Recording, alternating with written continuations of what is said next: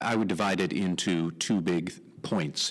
Number one is very clearly the speakers, at least today, are trying to communicate the idea that FCPA enforcement is ramping back up to some sort of normal. This is Tom Fox.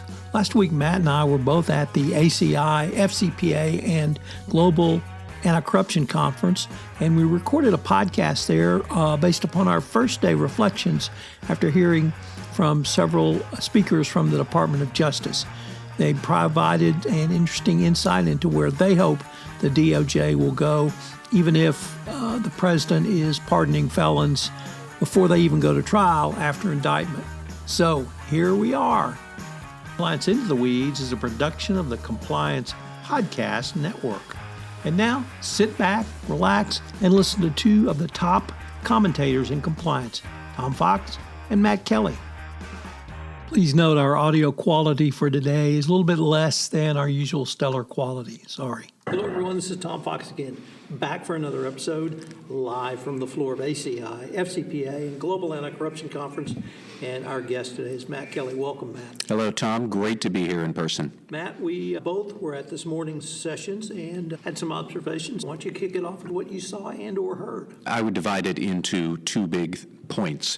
Number one is very clearly the speakers, at least today, are trying to communicate the idea that FCPA enforcement is ramping back up to some sort of normal, not perhaps quite as normal as we might have been used to, but their exact words were more of the traditional cadence, and they gave us some examples of what that looks like for new priorities put into practice about, are they going to really enforce only against foreign companies? They say probably not. What about enforcing where there's drug cartel activity? That was interesting to hear. What about DPAs and getting out of them early? So there's a lot of that if we put aside the second point, I'll get to in a moment, this was interesting. However, the second point is we cannot ignore the two realities facing the Justice Department regardless of what they say about enforcement. Number one, they have less manpower, and number two, they have President Trump in the Oval Office who might Bigfoot their messages and their plans at any moment, at any time, with some random tweet that is going to blow up the narrative the department is trying to communicate to compliance officers. So I have to take all of what they say with a grain of salt because of those realities about manpower and the White House. One of the senses I got this morning, and it might even move to a vibe sense, was something along the lines of the following. They were trying, this is the fraud section largely, and they were trying to stake out a position that we are still here. We are still going to prosecute white-collar crime under the priorities of this administration. And, buckle up, ladies and gentlemen. We are not going to do it independent of the president, but we're going to do it independent of some of the craziness we've seen from other parts of the Department of Justice. Do you get that sense at all? I mean, yes, they did say, buckle up, we're back, but if your car is still motoring along in first gear, do you really need to buckle up that much? The fact remains that the actual number of staff on FCPA cases in particular, I think has gone from in the 20s or 30 to less than 5. Their policies have largely shifted to, if you show up and tell us you did a bad thing and help us enforce against individuals, we'll give you a declination. We'll give declination, not maybe. So are we going to turn this into a declination factory? And I'm not necessarily opposed to that in many instances, but it is still going to be hard to take them seriously on FCPA. We should note, for all the listeners, that they also talked about white-collar enforcement generally. There was some mention of healthcare fraud, and that I think they are going to take seriously.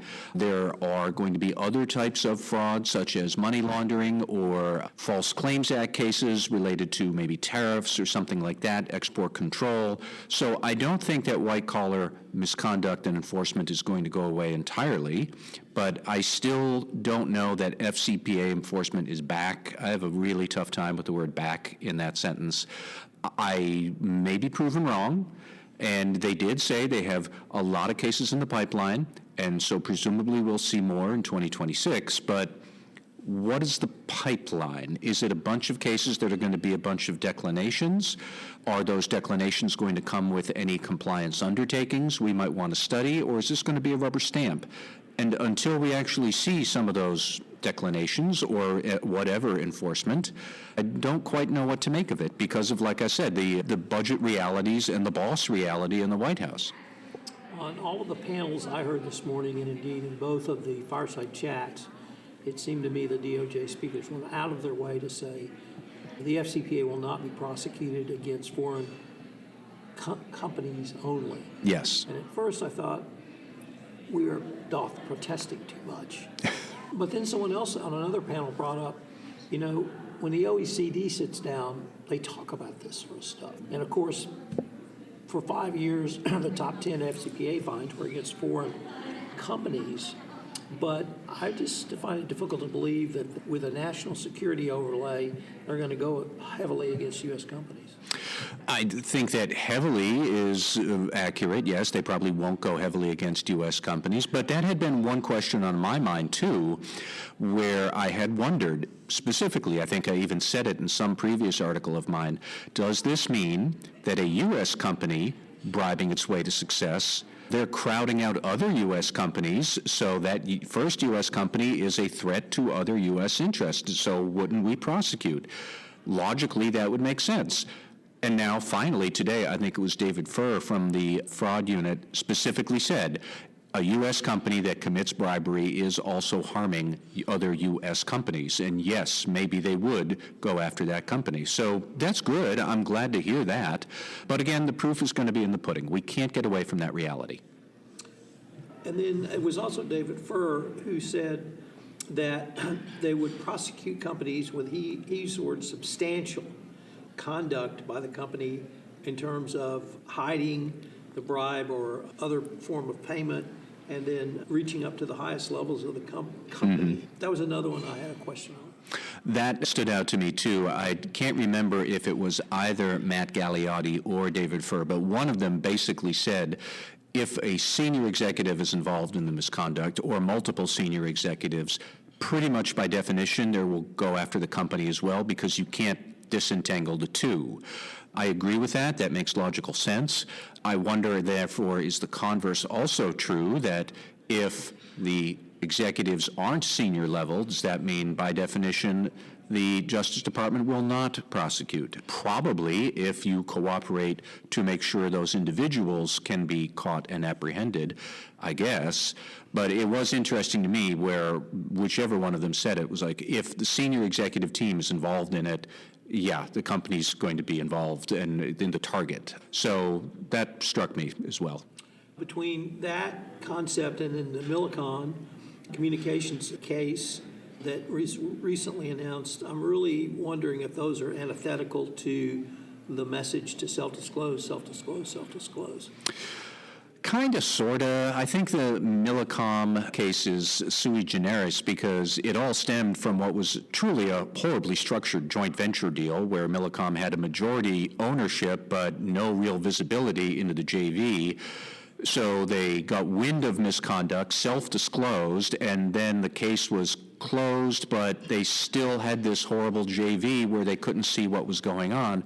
I called that compliance purgatory. It went on for another couple of years. It was interesting to me when they talked about cartels, and they had said that, correctly, people who are working with drug cartels are also probably going to be willing to commit bribes, which is essentially almost the exact fact pattern we saw with Millicom and the cartels down in Guatemala. But my thinking was, if you pay attention to what all of this was with the cartel case and the anti-corruption case. So Millicom self-disclosed in 2015, case closed in 2018, DOJ still investigating the cartels that were somehow involved in or peripheral to Millicom. Clearly, or it seems to me, that the two executives who wound up indicted by U.S. authorities on drug charges, they must have, in the late 2010s, basically dimed out Millicom on the corruption, because it was reopened, and they even said the Justice Department obtained new information about Millicom. Well, from whom? Presumably the guys they had in the docks and then sent off to prison. I'm kind of wondering how that might work in other contexts if the DOJ is chasing down cartels. Could the cartels then basically dime you out on corruption that they are involved in with your company? I know we need a flow chart to sketch out exactly what I mean here, but we have gone from one offense, foreign bribery, to two, foreign bribery and drug cartel money laundering, which are kind of sort of overlapping with multiple parties. I could see the company trying to play the cartel and the Justice Department off each other to get a favorable settlement. But I think we should keep in mind that maybe that would work in reverse, and people caught up in a cartel prosecution could play the company and the department off each other and dime you out for a corruption offense that you have. Like, we've gone from two-dimensional checkers to three-dimensional chess once we meld cartel offenses and corruption offenses into one amalgam of bad stuff the department wants to prosecute. And I'm not quite clear on how all of that might play out, but that strikes me as a messy and important thing that we'll figure out. Let me read you a couple of notes I took and maybe get your reaction, or if you were in the room and heard them. The first, and once again, unfortunately, I can't remember the DOJ person who said, may have been David Furr, that they wanted to prosecute substantial cases to communicate a message. And I thought if you violated the law, that's when you got prosecuted. So that put me back. Wasn't really pleased with that. But he did say two other things that I thought were very interesting. He reported 1,100 DOJ whistleblower submissions since the creation of the program in 2024. And then of that 1,100, there had been 500 referrals for additional investigation and 400 referrals since May, when this administration's DOJ expanded out the whistleblower program with 80 referrals. That's the first time we've heard numbers from the DOJ. And I thought it was interesting that they are really getting a lot of, I would call that a lot of submissions. I do think that's true, and I'm sure the whistleblower bar is doing handsprings somewhere out in the corridor over this news. But I would go back to what you said before, where Mr. Furr or Mr. Gagliotti, whoever it was, but I heard something similar there, that we want to prosecute substantial cases to send a message. That does step on your other message that you have actually put in policy memos, that we want to decline cases not every single time they can, but more often than not, they want declinations to be the default, really, in my opinion, that if you self-disclose, there aren't any aggravating circumstances, like it's not your senior executive team doing it, you cooperate to prosecute the individuals, and you remediate, like you get a declination. Now, that's a message, and it's a good message. Compliance officers, corporate legal teams would like it, but it does run a bit counter to we want to send a message with substantial cases. I'm still stuck on how you're going to do that when you don't have any manpower, because you don't. And then what's going to be a substantial case? How can we be assured that any of these people at the heart of the substantial case won't approach the president directly and try and leapfrog over all of this and just have the president say, I'm going to pardon them or drop this case? Because people will try to do that, and you can't rule out that Trump would say, sure. So there's a lot of messages going on here. The unspoken message that casts a shadow over all of it is that Trump is an erratic and unethical person who might very well pardon a fraudster, and he's done it many times now. He did it last week. That threat undermines everything we're trying to do here. If you are an employee who knows about misconduct being committed by the senior executive officer, right now, if you look at what's happening, why on earth would you raise that alarm? You're going to risk your career, you're going to risk your livelihood, and in the end, even if the executive gets convicted, they might get pardoned by Trump, and then they're going to come after you. Now, employees are not dumb. They're going to see that, and they're going to say, therefore, my wisest self-interest move is to shut up. That's not good. And yet, that is the dynamic that the president is casting with his pardons. And of course, nobody at the DOJ is in a position to talk about it, so we all pretend like it's not a factor, but that's baloney. Of course it is. And that's the most important message that they can't talk about, but nobody's a fool here. We all know that's a thing. This came from the moderator of the panel. I think you had to step out for Martin Weinstein. He said there was a case called Alacon, and it's an FCPA case, except the defendant is a Mexican customs broker. He said it's filed under seal, so we don't have the particulars, but he said this may be the first case where we have a customs broker changing tariff rates or changing documentation for tariff rates in an FCPA context. So he's alerted us to look for that case. That is fascinating as well. I am struck by the way that tariffs are infiltrating more and more of the enforcement climate out there, whether it's the FCPA or the False Claims Act, or I don't even know what's next. But yeah, I have been struck by how much tariffs are a rising priority for corporate compliance teams. Matt, could I end by asking you, you went to the book signing last night. Yes. For Severn Wirz and his new book, which is Bribery Beyond Borders, the story of the Foreign Corrupt Practices Act. Could you tell us a little bit about that? I have to admit that I have not yet read the book. I only got my copy last night. I am looking forward to reading the book. But I know that Severn, who I wound up sitting next to at the party last night, has put an awful lot of thought into this, and it is an interesting discussion of how we actually got here. And Tom, you and I have talked before more from a 20-year time horizon, that anti-corruption enforcement somewhat arose from the September 11th attacks and corrupt governments that were funding extremist groups, and if we choke off the money to them and choke off corporations doing business with those governments, that's kind of how FCPA enforcement as we all know it came to be a thing. What I do like about Severn's book is he takes a longer horizon, more like 50 or 60 years now, about how for a long time corporate corruption was just part of the background, part of the scenery. You could deduct it from your taxes in some countries. We didn't prosecute it here. It wasn't a crime. And how did that actually become a crime? Even if it was somewhat dormant of a prosecution issue until the mid-2000s, but we are here at the 42nd annual FCPA conference. That is, 1983 that this started, something like that, if I'm doing my math right. So, I mean, there was a lot of FCPA stuff long before any of our more modern appreciation came by. I'm glad that Severn Wirz has put the book out. It turns out that there were actually laws on the books against that, and they just were never enforced. And they went on the books literally, in one law went in the books in the 1800s, but in the 30s, 20s and 30s, a couple of other laws went on the books, and they were largely around political corruption inside the United States. And it wasn't that you could not deduct bribes as taxes, you actually could. And in 73, they passed a law that said, no, you can't do that anymore. The other thing is I'm up to 6 suicides that occurred, people involved in bribery and corruption as part of this discussion of the FCPA.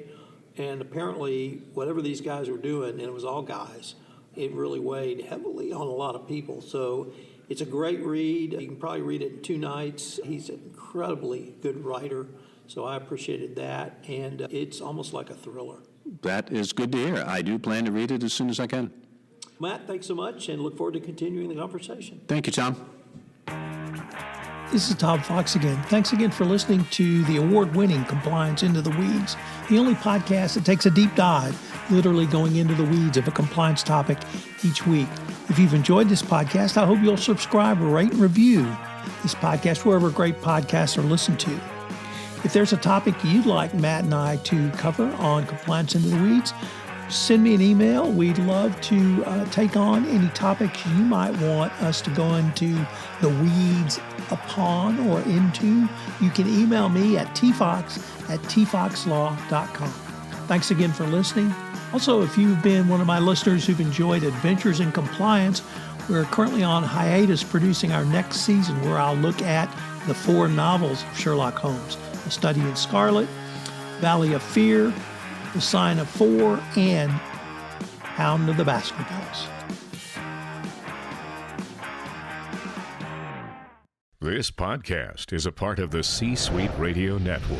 For more top business podcasts, visit c-suiteradio.com.